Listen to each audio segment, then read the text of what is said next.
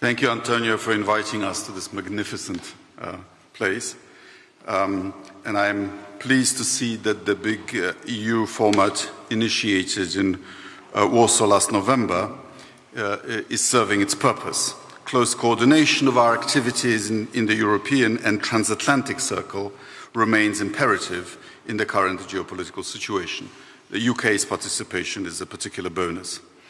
Our meeting takes place mere 2 weeks before the NATO summit in The Hague, as has already been mentioned. We should achieve firm commitments to boost our defence and security spending. It is key to increase the European allies' engagement and to strengthen the European pillar of our alliance.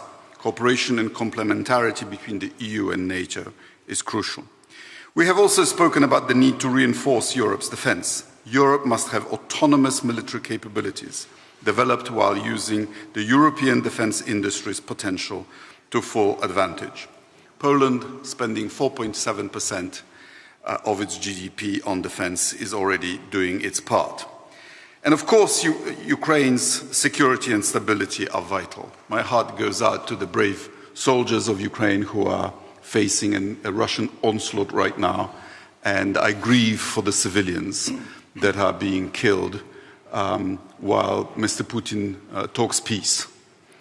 I'm glad that my partners share the belief that, and I note the determination to further support Ukraine. It is essential that Ukraine be able to hold future peace negotiations from a position of strength.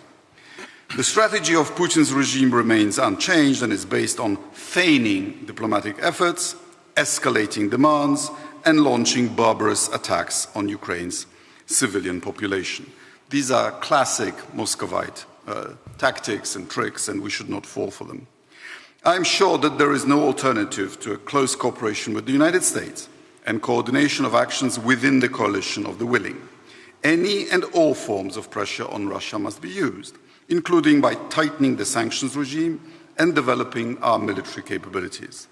Our unity and determination are instrumental in forcing Russia to end this horrible war. I have not changed my opinion on the fundamental issues. Euro-Atlantic security depends on how we handle the Russian threat. European and US interests remain complementary in this regard.